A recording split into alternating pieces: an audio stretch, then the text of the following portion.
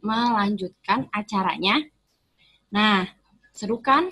Tadi yang dibilang sama Kak Haro udah dicatat. Ingat-ingat ya. Oke, selanjutnya adalah materi kuartir gerak pramuka yang akan disampaikan oleh Ibu Arnis Dwi Arianti SPD. Nah, kemarin sudah kenalan kan ya sama Ibu Arnis. Kalau hari ini panggilannya bukan Ibu, tapi Kakak Arnis. Karena hari ini kita semuanya adalah acara pramuka.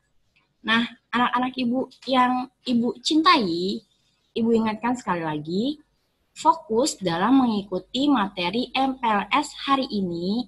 Jangan teralihkan fokus kalian dengan teman-teman kalian, dan jangan sampai kalian melakukan coret-coret di PowerPoint yang akan disampaikan oleh kakak-kakak hari ini. Oke, baik, siap? Baiklah, kita sambut sama-sama Kakak Arni.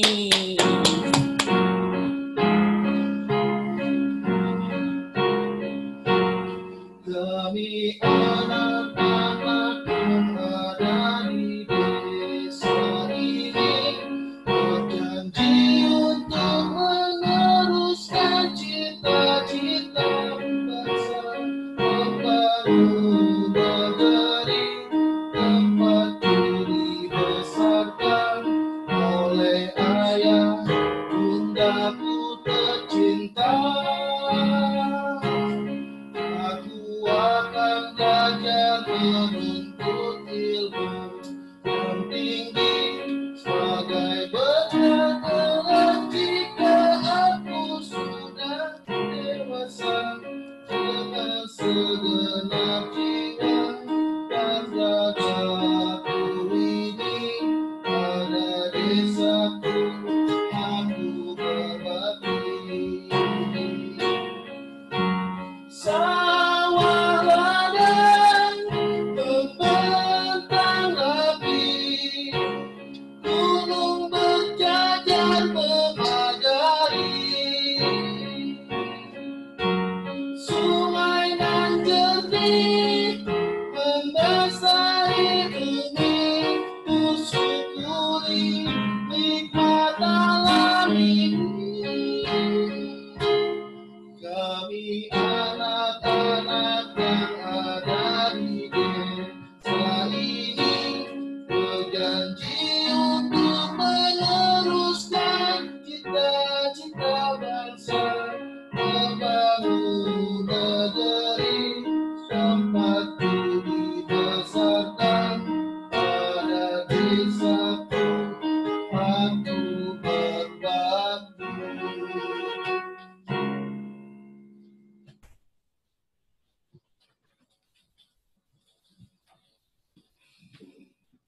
Assalamualaikum warahmatullahi wabarakatuh. Selamat pagi anak-anak. Salam Pramuka. Sepertinya kakak belum dengar nih jawaban salam pramukanya. Sekali lagi ya. Salam Pramuka. Oke, terima kasih yang sudah mengucapkan salam pramuka dari Kak Arnis. Semoga kalian bisa tetap semangat untuk mengikuti kegiatan masa pengenalan lingkungan sekolah pada hari ini. Anak pramuka cerdas, terampil, dan mandiri. Ketemu lagi nih sama, kalau tadi kata Kak Windy, kali ini Bu Arnis tidak dipanggil Ibu, tetapi dipanggilnya Kakak. Ya, terasa lebih muda ya terlihatnya ya, tapi nggak masalah ya. Kali ini Kak Arnis akan sedikit memberikan pengetahuan kepada kalian tentang gerakan kepramukaan. Apa yang ingin Kak Arnis sampaikan? Nah, pasti penasaran nih ya. Untuk itu tolong dipersiapkan ya alat tulisnya, bukunya. Kalau tidak perlu alat tulis dan buku, cukup diingat juga boleh. Oke, baik. Kita mulai ya.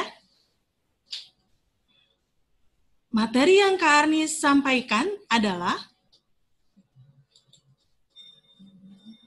perhatikan slide berikut, yaitu tentang kuartir gerakan pramuka. Kuartir. Sebentar. Sepertinya ada yang bisik-bisik nih. Wah, sebentar. Ada yang bilang, katanya kuartir. Oh, itu ya, Kak.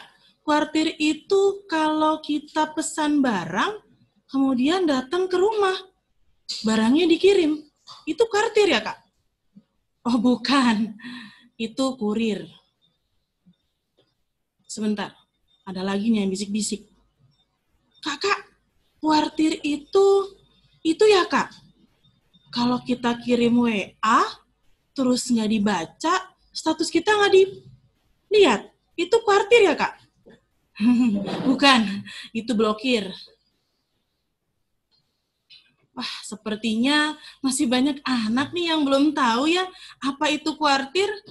Oleh karena itu, kalian bisa simak baik-baik dari awal sampai akhir, nanti yang Kak Anis jelaskan tentang kuartir gerakan pramuka. Oke, baik, kita mulai dengan slide pertama.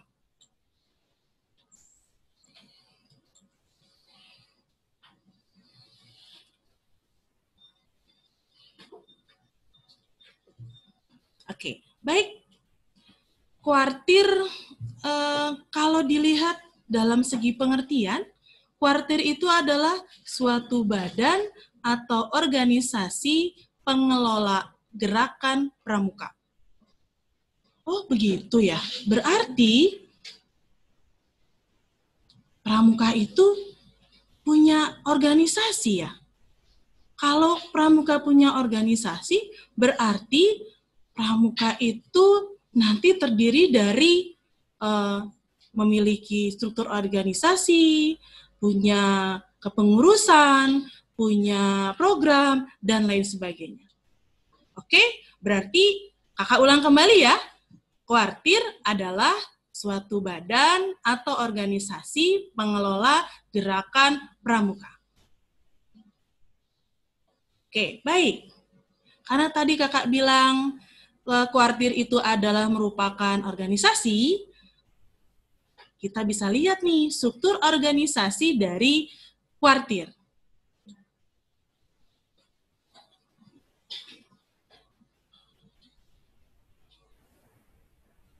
Coba adik-adik lihat, mungkin kurang jelas ya.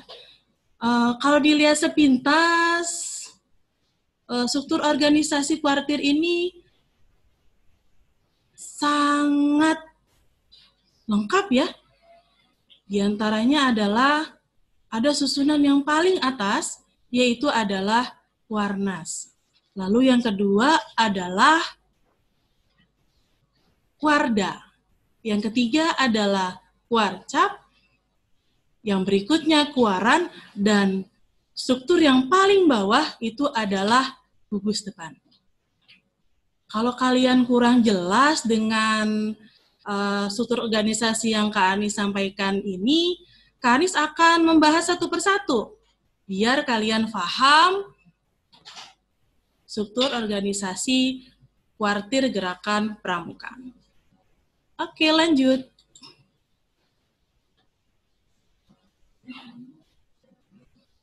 Oke, kepengurusan kuartir. Kuartir memiliki pengurus yang disebut dengan andalan. Di mana andalan ini nanti dibantu oleh staf-staf kuartir yang ditunjuk oleh kepengurusan. Kemudian, yang perlu kalian ketahui adalah setiap kuartir yang tersusun dari tingkat paling tinggi ke paling rendah, mereka punya majelis pembimbing. Ya, nanti kakak akan jelaskan tuh majelis pembimbing itu apa. Oke, lanjut. Nah, ini tadi sempat kakak bilang ada tingkatan dari atas sampai bawah. Ya, kakak ulang kembali nih. Tingkatan paling atas yaitu adalah kuarnas. Yang kedua adalah kuarda, yang ketiga adalah kuarcap, yang keempat adalah kuaran, dan nanti yang akan kakak bahas paling bawah, yaitu adalah gugus depan. Kita masuk pembahasannya ke tingkatan yang paling tinggi. Lanjut. Oke, baik. Kalau kalian lihat di slide, kakak menampilkan tingkatan nasional, di situ tertulis adalah kuartir nasional. Nanti ada kakak kuartirnya, ya, kakak kuarnas namanya. Nanti kakak akan kasih tahu nih, kuarnas dari awal terbentuknya pramuka sampai yang bertugas sampai tahun ini. Ya, nanti kakak bahas. Yang sekarang kakak bahas tingkatannya terlebih dahulu. Nah, setiap tingkatan itu memiliki pengawas pembimbing. Ya, kalau untuk tingkat nasional, pengawas pembimbingnya yang kita kenal dengan Kamabinas itu langsung Presiden Republik Indonesia. Ada yang tahu siapa Kamabinas kita? Bagus. Yaitu adalah Presiden Joko Widodo. Kemudian bisa kalian lihat lambangnya, ya. Lambang Kuarnas ini yang biasa ada di bagian sebelah kanan baju pramuka, itu terlihat burung Garuda dan tertulis Indonesia. Ya, pasti bangga nih ya kalau jadi pengurus Kuarnas ya, Kuartir Nasional. Oke, ini adalah tingkatan pertama. Kemudian tingkatan kedua, ada kuartir tingkat provinsi, ya, yang disebut dengan kuartir daerah. Kalau kuartir tingkat provinsi berarti kita ada di daerah provinsi Jawa Barat, berarti kuartir tingkat Jawa Barat, ya. Dan kuartir tingkat Jawa Barat ini ada juga ketuanya, ya, dan didampingi oleh Kamabida, ya, ketua pengawas pembimbing kuartir, yaitu adalah langsung pengawasnya adalah Gubernur Jawa Barat. Kalau untuk sekarang Gubernur Jawa Barat kita adalah Ridwan Kamil, ya. Yang di bawahnya itu adalah lambangnya, ya. Kalau Jawa Barat berarti nanti lambangnya gedung sate ya, ciri khas Provinsi Jawa Barat ya. Kemudian atasnya adalah nama dari provinsi, yaitu Provinsi Jawa Barat. Sampai sini mungkin cukup jelas ya? Kalau cukup jelas, berarti kakak lanjutkan ke tingkatan berikutnya, yaitu adalah kita lanjut ke tingkat kuartir kota atau kabupaten. Untuk tingkat kuartir kota dikenal dengan kuartir cabang. Karena kita tinggal di kota Depok, berarti yang kita gunakan adalah kuartir cabang kota Depok. Tentunya memiliki pengawas pembimbing juga, yaitu langsung oleh wali kota Depok, yaitu adalah Kiai Haji Muhammad Idris MA, yang alhamdulillah pernah berkunjung ke sekolah kita beberapa waktu yang lalu. Oke, baik. Lanjut ke tingkat berikutnya, yaitu adalah tingkat ranting.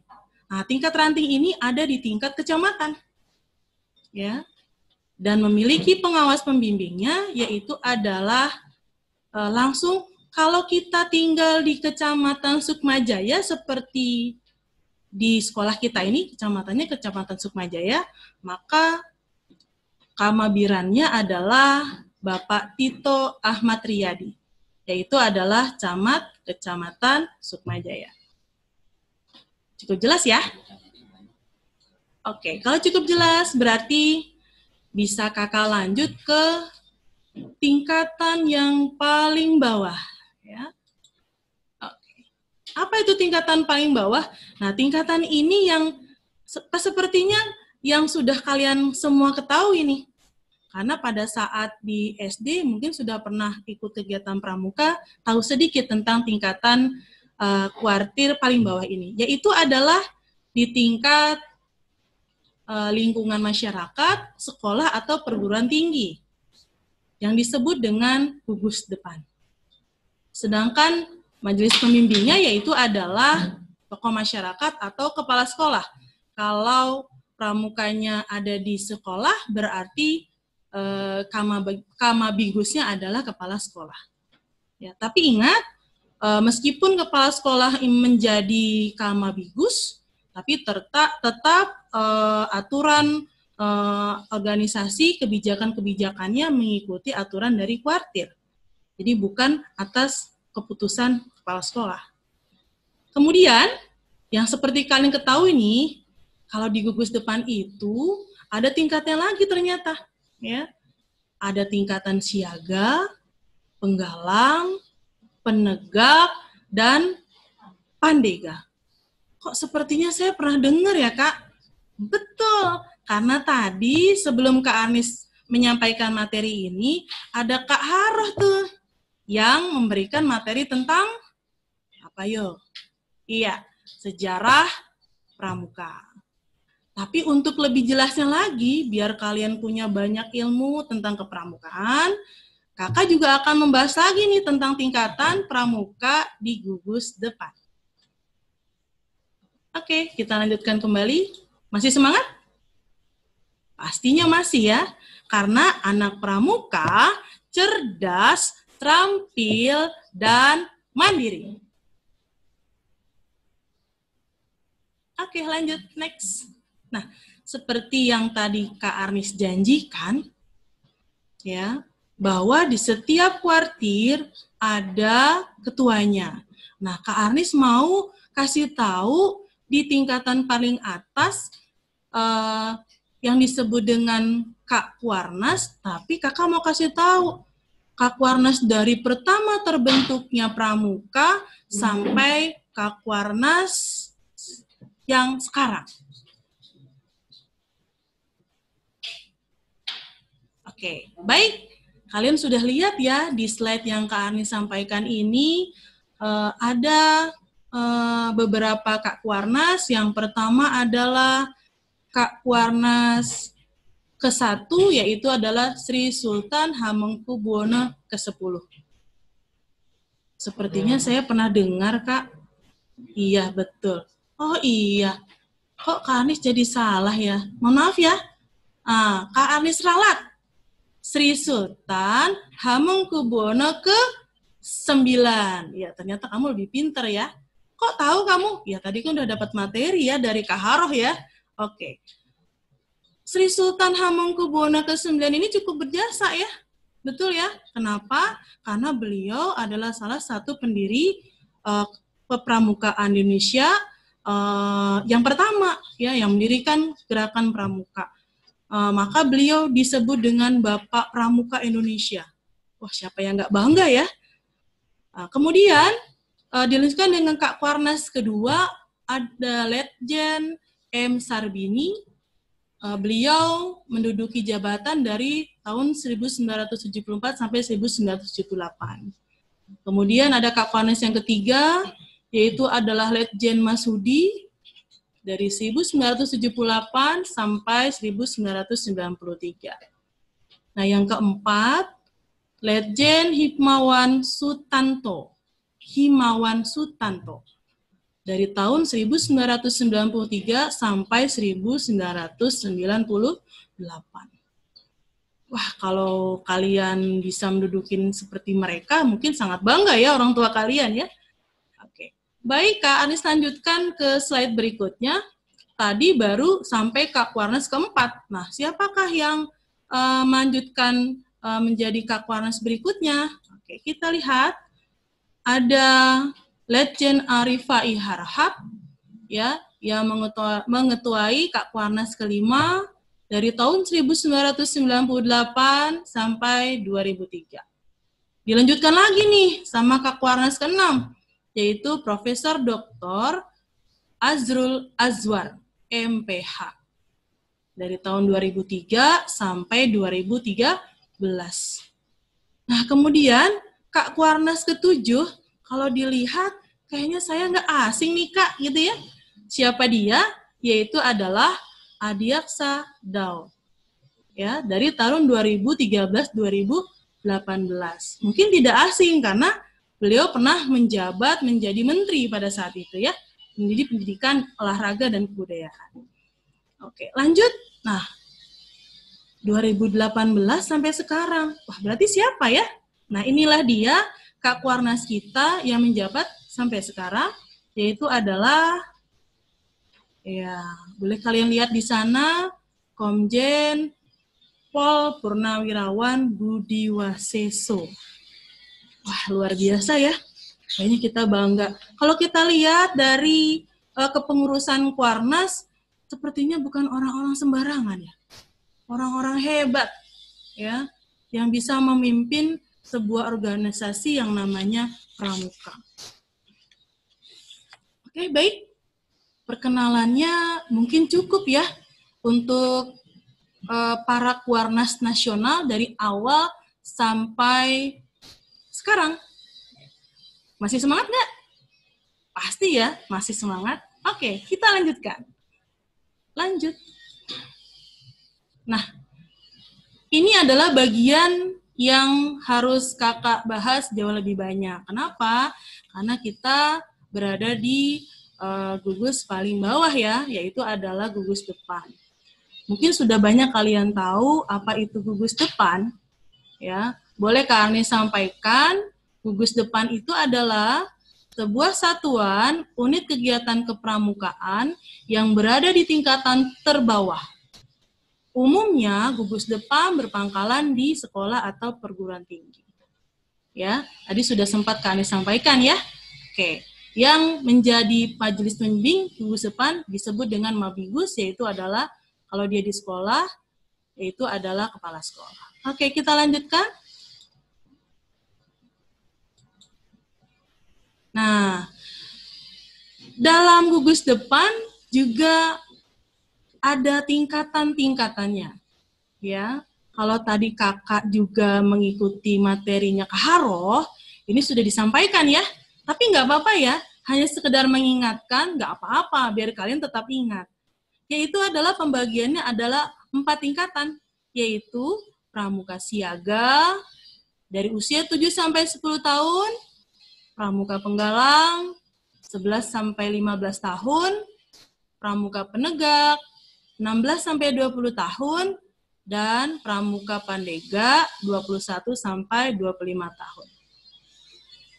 Cukup jelas? Kalau cukup jelas, boleh dong Kak Anis tanya. Kalau kalian sekarang kelas 7 nih, berarti kalian ada di tingkatan pramuka yang mana ya?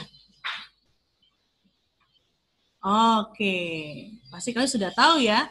Ya, kurang lebih usia kalian itu 13 ya, 13 atau 12 tahun. Berarti masuk ke pramuka tingkat penggalang. Oke? Oke, bagus. Kita lanjutkan kembali.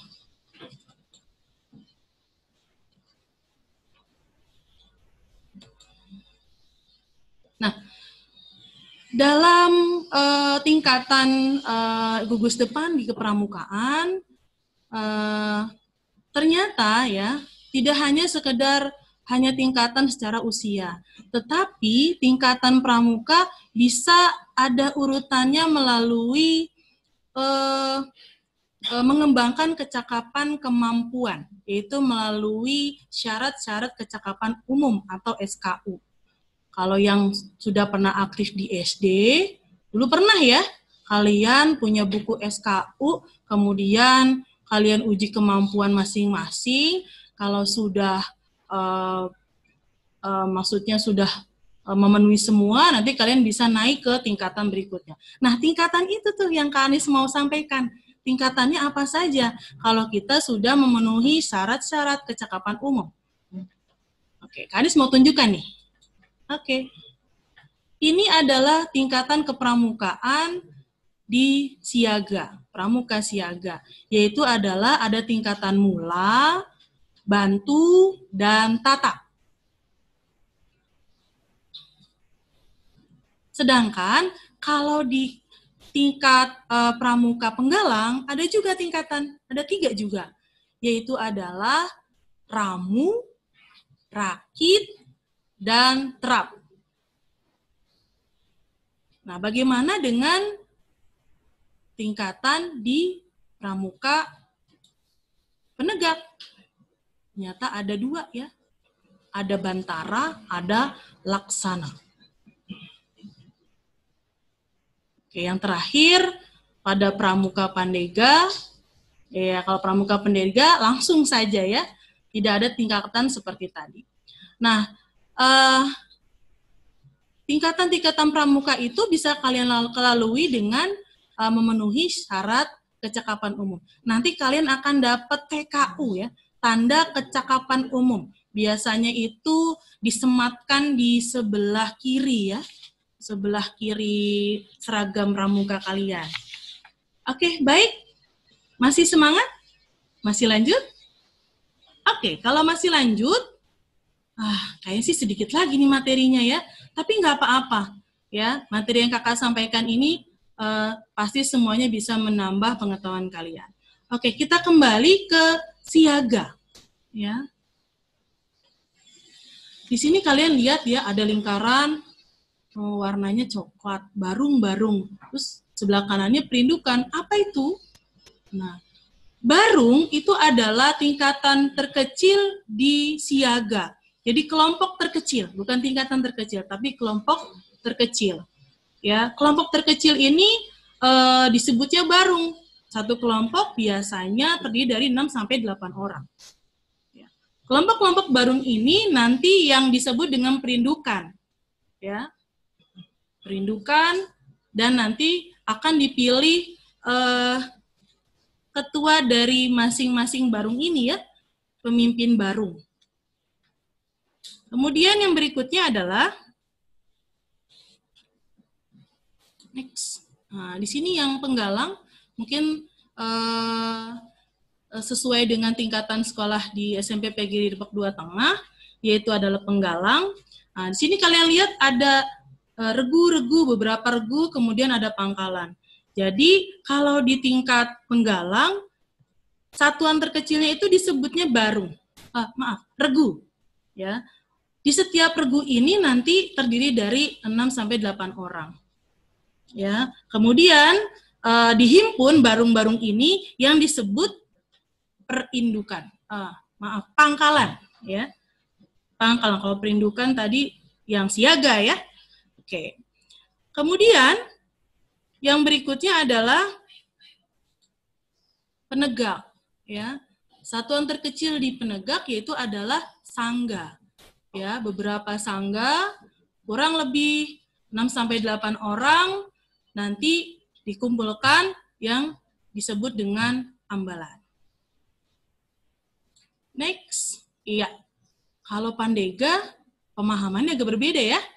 Nah, di sini kumpulan dari pandega yaitu menjadi racana. Oke, sampai di sini cukup jelas ya? Oke, kalau cukup jelas, alhamdulillah.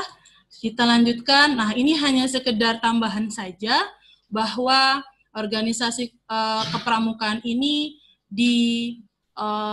dilengkapi oleh beberapa bagian, yaitu Dewan Kehormatan, Lembaga Pendidikan Kader Gerakan Pramuka, Dewan Kerja Pramuka Penegak dan Pramuka Pendega, Pimpinan Satuan Karya Pramuka atau SAKA, Pembantu Andalan, Badan Usaha Kuartir, dan Satuan Kegiatan. Oke, baik. Di akhir ini, Kak Arnis mau kasih tahu. Nah, ini dia. Ya, mungkin banyak yang belum tahu nih bahwa Depok ini adalah merupakan tingkatan daerah ya, berarti kuartir. Kalian bisa kunjungi gedung pramuka di Jalan Boulevard dan Depok City. Mungkin di antara kalian sudah pernah lewat ya, tapi masuk mungkin belum. Tapi boleh kita kunjungi gedung tersebut untuk cari tahu lebih banyak. Oke, baik. Sepertinya materi hari ini Kak Arnis cukupkan terlebih dahulu. mudah-mudahan bisa bermanfaat, ya, bisa menambah ilmu. Kemudian jangan lupa tetap untuk menjaga kesehatan, ya, tetap menggunakan masker, tetap jaga imun kalian dan iman kalian. Oke, kurang lebihnya mohon maaf. Kakak akhiri dengan Assalamualaikum warahmatullahi wabarakatuh. Salam Pramuka.